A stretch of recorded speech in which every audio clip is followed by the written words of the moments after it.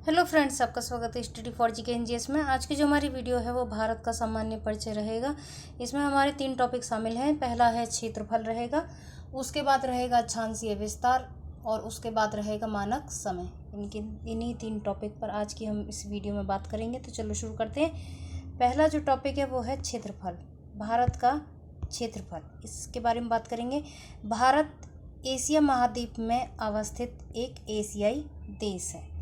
अनियमित चतुष्कोणीय आकृति वाला यह देश है। हिंद महासागर के उत्तर में अवस्थित है। अक्षांशीय विस्तार के दृष्टिकोण से भारत उत्तरी गोलार्ध में है तथा देशांतरीय विस्तार की दृष्टि से पूर्वी गोलार्ध में, यानी कि जो अक्षांशीय विस्तार है उसकी दृष्टिकोण से क्या है, भारत उत्तरी गोलार्ध में है। लेकिन देशांतरीय विस्तार की दृष्टि से भारत किस उसमें है, पूर्वी गोलार्ध में स्थित है। इसको हम याद रखें। भारत विश्व की क्षेत्रफल की दृष्टि से 7वां स्थान रखता है। भारत विश्व में क्षेत्रफल की दृष्टि से कौन सा स्थान रखता है, 7वां बड़ा देश है। तो इसमें पहला जो हो जाएगा वो रूस सबसे ज़्यादा क्षेत्रफल में बड़ा है, यानी कि सबसे बड़ा क्षेत्रफल में जो देश है वो है रूस। उसके बाद कनाडा है, उसके बाद अमेरिका है, फिर चीन है, ब्राज़ील है, ऑस्ट्रेलिया है और ऑस्ट्रेलिया के बाद है भारत। ठीक है, 7वां। जनसंख्या की दृष्टि से दूसरा स्थान है भारत का और पहला किसका है, चीन का। पहला चीन का है, यानी कि चीन के बाद भारत का दूसरा स्थान है जनसंख्या में। 26 जनवरी 2020 से भारत में 28 राज्य और 8 केंद्र शासित प्रदेश हैं। नवीनतम जो केंद्र शासित प्रदेश हैं वो है दादरा और नगर हवेली तथा दमन और दीव, जिन्हें समामेलित कर एक केंद्र शासित प्रदेश निर्मित किया गया है। यानी कि इन दोनों को मिलाकर एक केंद्र शासित प्रदेश का निर्माण किया गया है। इससे पूर्व निर्मित केंद्र शासित प्रदेश जम्मू और कश्मीर तथा लद्दाख हैं।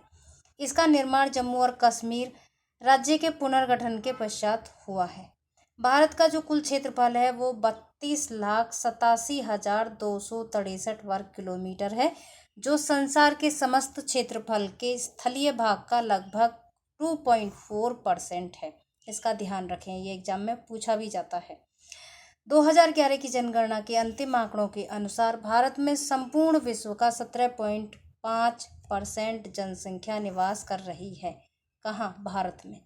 भारत में जो कितने परसेंट, विश्व की कितने परसेंट जनसंख्या निवास कर रही है, 17.5%। ये पूछा जाता है एग्जाम में बहुत ज़्यादा। भारत के मुख्य भूमि का जो विस्तार है वो उत्तर से दक्षिण तक 3,214 किलोमीटर है और पूर्व से पश्चिम तक 2,933 किलोमीटर है। भारत के कुल क्षेत्रफल, यानी कि जो क्षेत्रफल जो है, यानी कि ये है 32,87,263 वर्ग किलोमीटर। क्षेत्रफल में जो गैर कानूनी ढंग से जो पाकिस्तान के कब्जे वाला हिस्सा है वो है 78,114 वर्ग किलोमीटर क्षेत्र। पाकिस्तान द्वारा गैर कानूनी ढंग से चीन को जो दिया गया है वो 5,180 वर्ग किलोमीटर क्षेत्र है और गैर कानूनी ढंग से चीन के कब्जे वाला जो क्षेत्र है वो 37,555 वर्ग किलोमीटर क्षेत्र शामिल है। वर्ष 2011 के जनगणना के अंतिम आंकड़ों के अनुसार जो भारत में गांवों की जो संख्या है वो है 6,40,932। कितनी है, 6,40,932। अब देखेंगे हम अक्षांशीय विस्तार। दूसरा जो टॉपिक है भारत का, ये अक्षांशीय विस्तार रहेगा। भूपृष्ठ पर विषुवत रेखा से उत्तर तथा दक्षिण दिशा में स्थित किसी भी बिंदु को पृथ्वी के केंद्र से मापी गई कोणीय दूरी को अक्षांश कहा जाता है।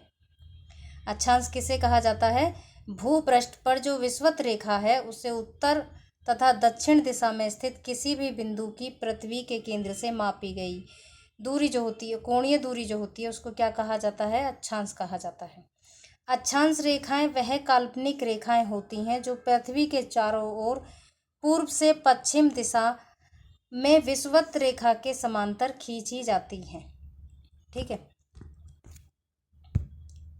अक्षांश को अंशों, मिनटों और सेकंडों में दर्शाया जाता है। पृथ्वी को 2 बराबर भागों में बांटने वाली 0 डिग्री अक्षांश को भूमध्य रेखा कहा जाता है, या मतलब विषुववृत्त कह दो या फिर भूमध्य रेखा कह दो। इसके उत्तरी भाग को यानी कि उत्तरी भाग को उत्तरी गोलार्ध और दक्षिणी भाग को दक्षिणी गोलार्ध कहते हैं। भूमध्य रेखा के उत्तर में स्थित अक्षांश रेखाओं को उत्तरी अक्षांश रेखाएं कहते हैं और भूमध्य रेखा के दक्षिण में स्थित अक्षांशीय रेखाओं को दक्षिणी अक्षांश रेखाएं कहा जाता है। यदि अक्षांश रेखाओं को 1 डिग्री के अंतराल पर खींचा जाए तो उत्तरी गोलार्ध में 89 अक्षांश रेखाएं और दक्षिणी गोलार्ध में भी 89 अक्षांश रेखाएं होंगे। क्या किया जाए? यदि अक्षांश रेखाओं को 1 डिग्री के अंतराल पर खींचा जाए तो क्या होगा? उत्तरी गोलार्ध में भी वही अक्षांश रेखाएं होंगी जितनी दक्षिणी गोलार्ध में रहेंगी, यानी कि 89। इस प्रकार विषुववृत्त को लेकर अक्षांश रेखाओं की जो कुल संख्या होती है वो 179 होती है, यानी कि इन दोनों को प्लस कर दोगे, 89 को प्लस कर दोगे, उसमें प्लस एक डिग्री को भी जोड़ दोगे तो क्या हो जाएगा? तो ये हो जाएंगे 179, ठीक है, अक्षांश रेखाएं होंगी। उसके बाद है किन्हीं दो समांतर अक्षांश रेखाओं के मध्य की जो दूरी होती है वो 111 किलोमीटर होती है। ये एग्जाम में आता है बहुत ज़्यादा। दो समांतर अक्षांश रेखाओं के मध्य कितनी दूरी होती है? 111 किलोमीटर की दूरी होती है। भूपृष्ठ पर उत्तरी ध्रुव तथा दक्षिणी ध्रुव को मिलाने वाली काल्पनिक रेखा है जो पृथ्वी को 2 बराबर भागों में बांटती है। उसको क्या कहा जाता है? प्रधान यमोत्तर रेखा। यानी कि जो एक काल्पनिक रेखा है जो हमारी पृथ्वी यानी कि ग्लोब पर खींची गई है, जो पृथ्वी को 2 बराबर भागों में बांटती है, उसे क्या कहा जाता है? प्रधान यमोत्तर रेखा। यह रेखा लंदन के ग्रीनविच शहर से गुजरती है। प्रधान यमोत्तर रेखा को 0 डिग्री देशांतर भी कहा जाता है। प्रधान यमोत्तर के पूर्व एवं पश्चिम में उत्तरी ध्रुव और दक्षिण ध्रुव को मिलाने वाली जो काल्पनिक रेखाओं को देशांतर रेखाएं कहा जाता है। क्या कहा जाता है? देशांतर रेखाएं। किसको? प्रधान यमोत्तर के जो पूर्व एवं पश्चिम में उत्तरी ध्रुव एवं दक्षिणी ध्रुव को मिलाने वाली जो काल्पनिक रेखा होती है उसको देशांतर रेखाएं कहा जाता है। देशांतर रेखाएं समांतर नहीं होती हैं, ठीक है। ध्रुवों से विषुवत रेखा की ओर बढ़ने पर देशांतर रेखाओं के मध्य की दूरी क्या होती जाती है? बढ़ती जाती है। यानी कि ध्रुवों पर देशांतरों की रेखाओं के मध्य की दूरी क्या होती है? बढ़ती जाती है। विषुवत रेखा पर देशांतर रेखाओं के बीच अधिकतम 111.33 किलोमीटर दूरी होती है। भारत पूर्णतः क्या है? उत्तरी गोलार्ध में स्थित है। संपूर्ण भारत का जो अक्षांशीय विस्तार है वो 6 डिग्री 45 उत्तरी अक्षांश है और 37 डिग्री 6 उत्तरी अक्षांश के मध्य है। इसकी मुख्य जो भूमि है वो 8 डिग्री 4 उत्तरी अक्षांश से 37 डिग्री 6 उत्तरी अक्षांश एवं 68 डिग्री 7 पूर्वी देशांतर से 97 डिग्री 25 पूर्वी देशांतर के मध्य फैली जाती है। उष्ण कटिबंधीय क्षेत्र का जो विस्तार है वो 23 डिग्री 30 यानी कि 23.5 डिग्री उत्तरी है और दक्षिणी अक्षांश के मध्य स्थित है। अतः भारत का जो विस्तार है उष्ण एवं उपोष्ण दोनों कटिबंधों में है। भारत का कहाँ विस्तार है? उष्ण और उपोष्ण दोनों ही कटिबंध में है। इस प्रकार निम्न अक्षांश जिनकी 0 डिग्री से उच्च अक्षांश 90 डिग्री की ओर जाने पर दिन और रात की जो अवधि होती है उसमें क्या आ जाता है? अंतर आ जाता है। उत्तरी गोलार्ध में अक्षांश का जो प्रभाव होता है वो दक्षिण से उत्तर की ओर दिन और रात की अवधि पर पड़ता है। अब देखेंगे हम मानक समय।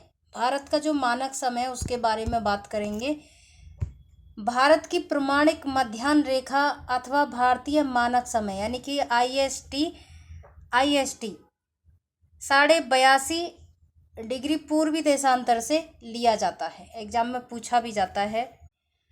यह देशांतर रेखा इलाहाबाद अब इसका नाम क्या हो गया? प्रयागराज हो गया वर्तमान में, ठीक है। इलाहाबाद का जो मिर्जापुर जिला है उन स्थानों से होकर ये गुजरती है देशांतर रेखा। भारतीय मानक समय यानी कि IST, इसकी जो फुल फॉर्म है वो है इंडियन स्टैंडर्ड टाइम। पूछी जाती है एग्जाम में, फुल फॉर्म को याद रखें। ग्रीनविच मध्याह्न यानी कि GMT, ग्रीनविच मीन टाइम से 5.5 मिनट आगे है, सॉरी 5 घंटा यानी 5.5 घंटे आगे होती है, यानी कि 5 घंटा 30 मिनट आगे होती है। ऐसा माना जाता है कि विश्व के देशों द्वारा आपसी सहमति के अंतर्गत मानक यमोत्तर को 7 डिग्री 30 यानी 7.5 डिग्री देशांतर के गुणांक पर चुना जाता है।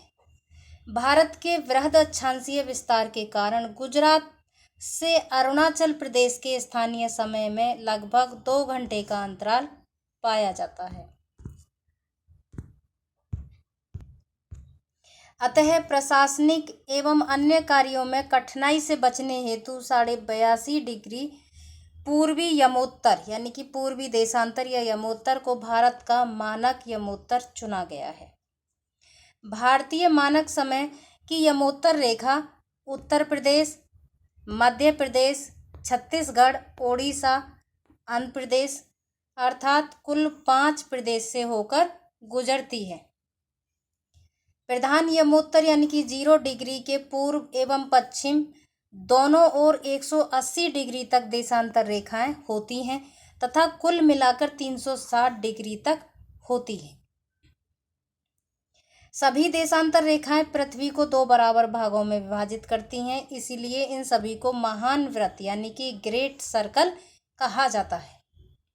ग्रीनविच या प्रधान यमोत्तर रेखा के पूर्व में स्थित 180 डिग्री तक सभी देशांतर को पूर्वी देशांतर एवं पश्चिम की ओर स्थित 180 डिग्री तक सभी देशांतरों को पश्चिमी देशांतर कहा जाता है। 24 घंटे में क्या करती है, 360 डिग्री घूमती है। कुल देशांतर रेखाओं की जो संख्या होती है वो भी 360 होती है। एक अगर ये मिनट में पूछे तो 1440 हो जाएगा, यानी कि 1440 मिनट। अतः 1 डिग्री देशांतर घूमने में पृथ्वी को क्या लगते हैं, 4 मिनट लगते हैं। इस प्रकार पृथ्वी 15 डिग्री देशांतर पर 1 घंटे का अंतर होता है। सूर्य पूर्व में उदय होता है एवं पृथ्वी पश्चिम से पूर्व अपनी धुरी पर घूम रही है। पृथ्वी क्या करती है, पश्चिम से पूर्व की ओर घूमती है। एग्जाम में पूछा भी जाता है। अतः 0 डिग्री यानी कि प्रधान यमोत्तर से पूर्व की ओर जाने पर GMT से आगे और पश्चिम की ओर जाने पर समय जो है GMT से पीछे चलता है। यानी कि अगर हम पूर्व की ओर जाएंगे तो हमारा जो GMT है वो क्या होगा, आगे जाएगा। अगर हम पश्चिम की ओर जाने पर समय क्या हो जाएगा, पीछे हो जाएगा, 1 घंटा कम हो जाएगा। 0 डिग्री से 180 डिग्री पूर्व की ओर जाने पर 12 घंटे की अवधि लगती है।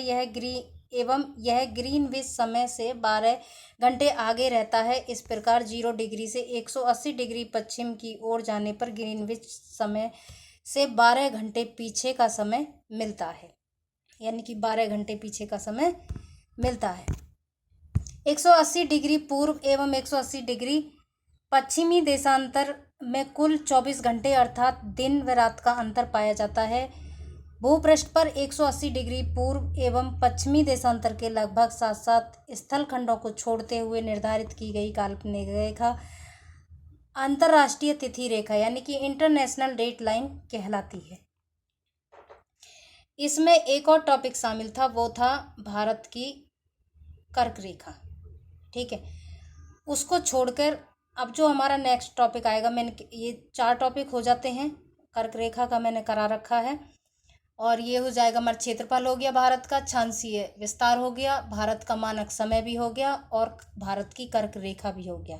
ठीक है, अगला जो आएगा वो दूरस्थ बिंदु से संबंधित वीडियो रहेगी ज्योग्राफी में। ठीक है, इंडियन ज्योग्राफी में। अभी हम इंडियन ज्योग्राफी चल रही है। ठीक है, इसे आप अच्छे से तैयार करें, यहाँ से ज़्यादातर क्वेश्चन बनते हैं। अगर आपको अच्छा लगे तो मेरे चैनल को सब्सक्राइब जरूर करें। Okay, thank you.